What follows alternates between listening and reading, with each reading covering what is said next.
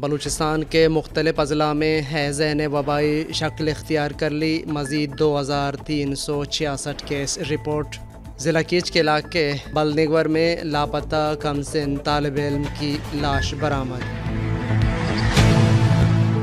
آج سپٹمبر کی 6 تاریخ ہے، دن منگل، اور اس وقت بلوچستان میں شب کے 10 بج رہے ہیں۔ بلوچستان افیئرز کی اردو نیوز بلیٹن سرشپ احوال کے ساتھ میں ہوں مقبول ناصر۔ شپوش بات۔ بلوچستان کے مختلف اضلاع میں حیض نے وبائی شکل اختیار کر لی ہے۔ مختلف اضلاع میں حیض نے مزید 2366 کیسز رپورٹ ہونے کے بعد مجموعی کیسز کی تعداد 1,02,691 ہو گئی ہے۔ محکمہ صحت کی رپورٹ کے مطابق کوئٹہ، کیچ، پنجگور، صحبت پور، جعفر آباد، لسبیلا اور قلعہ سیف اللہ سمیت سیلاب سے متاثرہ مختلف اضلاع میں حیض کی صورتحال تشویشناک ہو گئی ہے، جہاں یومیہ بڑی تعداد میں کیسز رپورٹ ہونے کا سلسلہ جاری ہے۔ کیچ میں اب تک سب سے زیادہ حیض کے 13,149، خضدار میں 8,877، پنجگور میں 7,562 اور صحبت پور میں 6,580 کیسز رپورٹ ہوئے ہیں۔ کوئٹہ میں حیض کے 6,479، جھلمگسی میں 6,073، جعفر آباد میں 5,294، قلعہ سیف اللہ میں حیض کے 4,947 اور لسبیلا میں 4,604 کیسز رپورٹ ہوئے ہیں۔ ادھر ضلع کیچ کے علاقے جمک بلنگور کے رہائشی عبداللہ ولد محمد نامی لڑکا پیر کے روز اپنے گھر سے نکل کر موٹر سائیکل پر کاشاپ جاتے ہوئے لاپتہ ہوا تھا، جس کی لاش آج کاشاپ اور کپ کپار کے درمیان ایک کائی میں ملی ہے۔ مقامی لوگوں کے مطابق کل جب وہ گھر سے نکلے تو مبینہ طور پر 2 موٹر سائیکلوں پر سوار نامعلوم افراد نے اس کا پیچھا کیا تھا، تاہم ابھی تک یہ معلوم نہیں ہو سکا کہ انہیں قتل کیا گیا ہے یا ان کی موت کائی میں گرنے سے ہوئی ہے۔ بلیدہ میں سانپ کا ڈسا نوجوان راستے میں چل بسا۔ اطلاع کے مطابق گزشتہ رات الندور میں سانپ نے یارجان ولد دلوش سکنا ناگ زامران کو ڈس لیا تھا، جو علاج کے لیے تربت منتقل کرنے کے دوران راستے میں ہی ان کا انتقال ہو گیا۔ بلیدہ جو تربت سے زیادہ 50 تا 60 کلومیٹر کی دوری پر واقع ہے، وہاں پر نہ ہی صحیح اور قابل سفر راستے ہیں اور نہ ہی لوگوں کو علاج معالجے کی سہولت میسر ہے۔ پنجگور کے 3 رہائشی پولیس گردی کا شکار ہو کر تانے پہنچ گئے، ایس پی کی مداخلت پر رہا۔ پنجگور کے 3 نوجوان جو انجینئرنگ یونیورسٹی خضدار کے طالب علم ہیں، پولیس گردی کا شکار ہو کر تانا پہنچ گئے۔ کئی گھنٹے لاک اپ میں گزارنے کے بعد ایس پی کی مداخلت پر رہا کر دیے گئے۔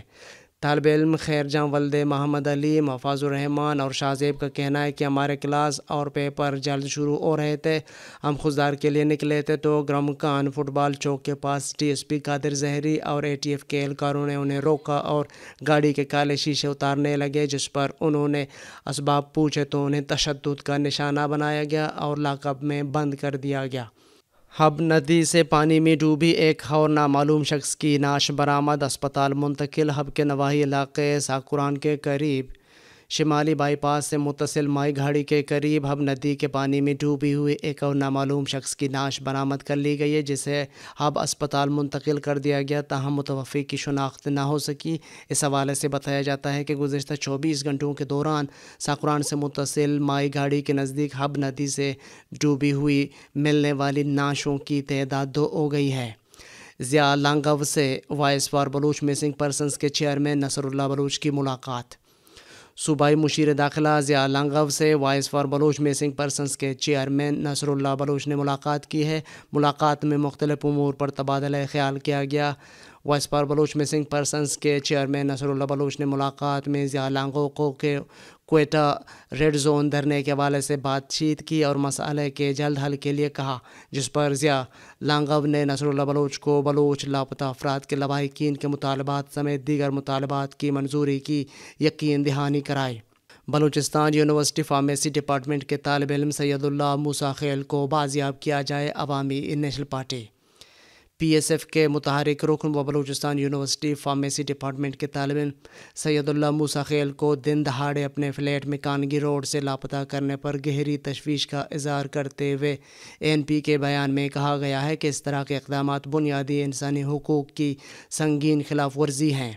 بیان میں ضلعی انتظامیہ اور قانون نافذ کرنے والے اداروں کے ذمہ داران سے مطالبہ کیا گیا ہے کہ سید اللہ موسیٰ خیل کو بازیاب کرایا جائے، بصورت دیگر شدید احتجاج کیا جائے گا۔ بلوچستان نیشنل پارٹی کے سینٹرل ایگزیکٹو کمیٹی کی رکن و MNA professor doctor Shahnaz Naseer Baloch کے تعاون سے ڈسٹرکٹ کچی میں میڈیکل کیمپ کا انعقاد کیا گیا۔ ماچ سٹی سومالانی کالونی میں فری میڈیکل کیمپ کا انعقاد کیا گیا۔ ہیلتھ کمیٹی کے ارکان میں doctor Muhammad Abbas Lashari, doctor Sabira, doctor Mehwish, CEC کی رکن جمیلہ بلوچ، ڈسٹرکٹ کوئٹہ کی خواتین سیکریٹری منورہ سلطانہ سومالانی اور محمد خان رئیسانی اسٹریٹ کی خواتین یونٹ کی کونسلر شریفہ اور مچ کے انفارمیشن سیکریٹری بلال احمد سومالانی شامل تھے۔ میڈیکل کیمپ میں 500 سے زائد مریضوں کا علاج و معالجہ کیا گیا اور انہیں ادویات فراہم کی گئیں۔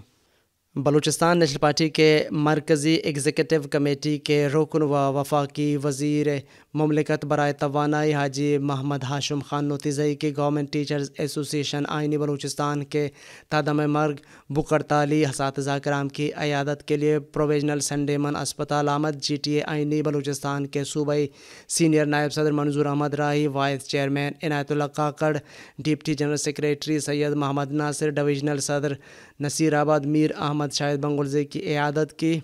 بعد ازاں احتجاجی ہڑتالی کیمپ میں جا کر حاجی مجیب اللہ غرشین و دیگر ہڑتالی اساتذہ کرام سے اظہار یکجہتی کیا۔ اس موقع پر انہوں نے کہا کہ بلوچستان نیشنل پارٹی اساتذہ کرام اور دیگر ملازمین تنظیموں اور فیڈریشن کے حقوق کے تحفظ و دفاع کے لیے ہمہ وقت ہر فورم پر آواز بلند کرتی رہے گی۔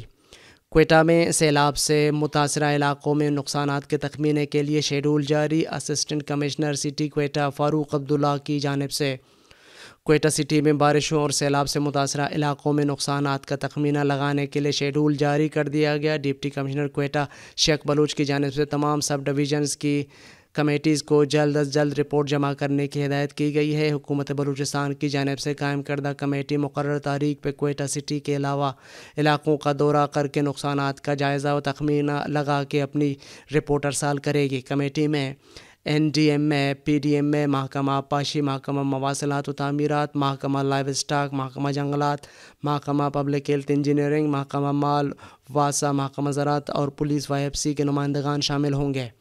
عوام کو اطلاع دی گئی کہ مقررہ تاریخ پر اپنے علاقوں میں موجود رہ کر کمیٹی کو اپنے نقصانات سے آگاہ کریں۔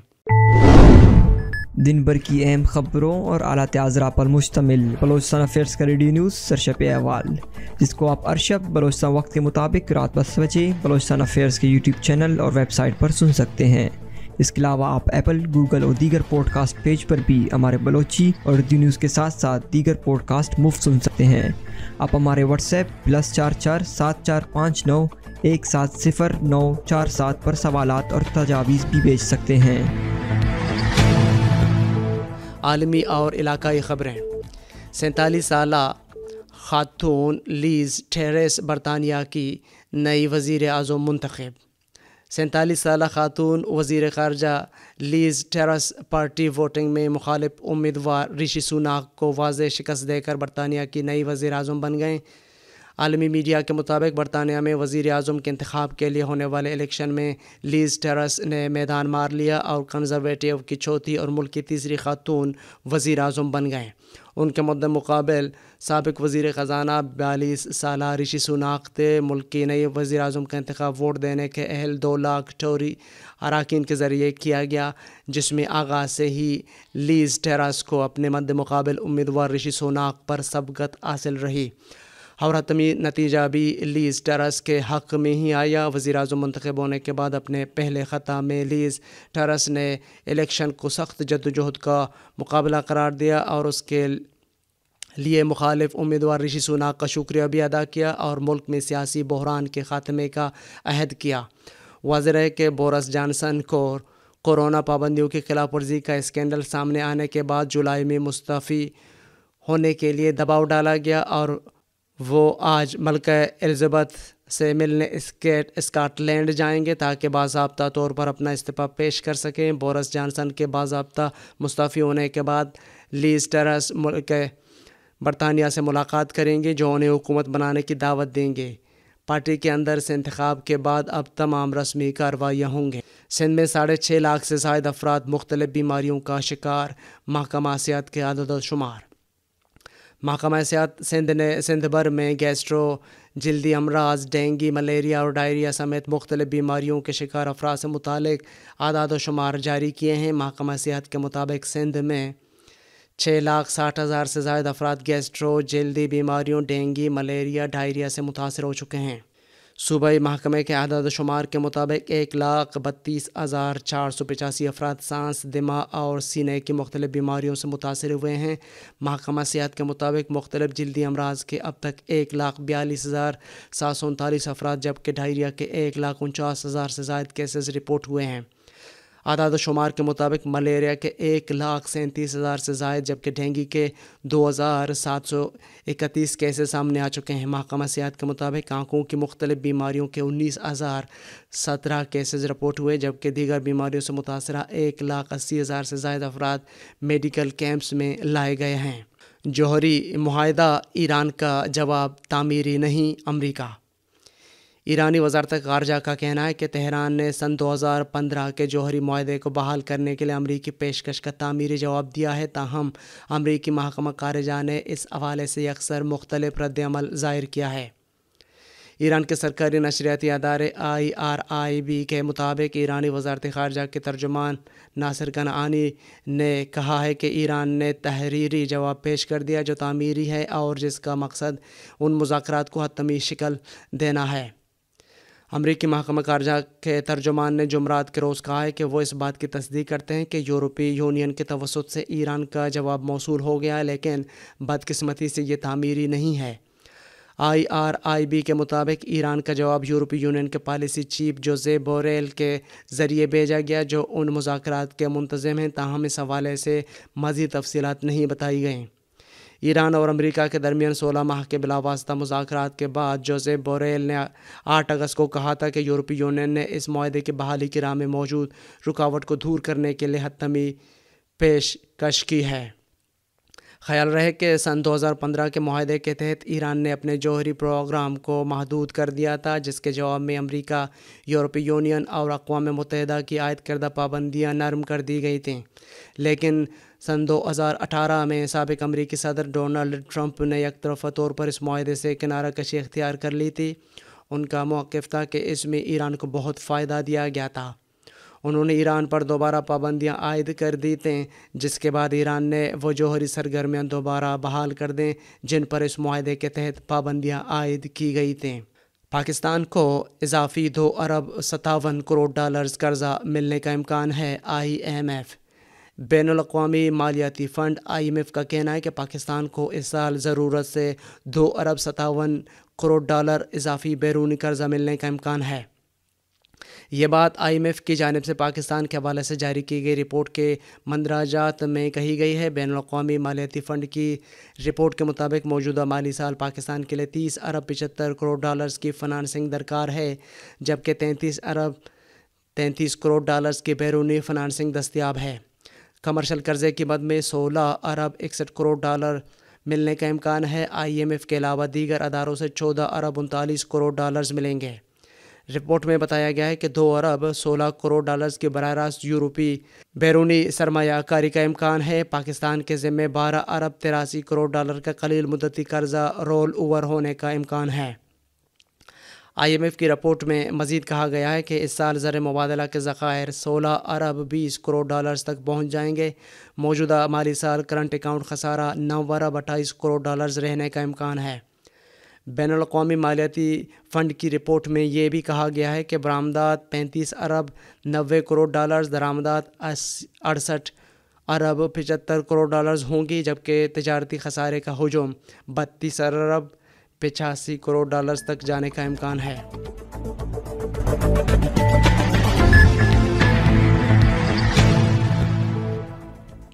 یہ تھیں اب تک کی اہم خبریں۔ مزید خبروں اور اپڈیٹس کے لیے ہماری ویب سائٹ اور یوٹیوب چینل وزٹ کریں۔ اس بلیٹن کو آپ تک پہنچایا ہے عمر کریم بلوچ نے اور اس کے ایڈیٹر تھے قمبر مالک بلوچ۔ مجھے بلوچستان افیئرز کی ٹیم کے ساتھ اجازت دیجیے۔ شب و شبات۔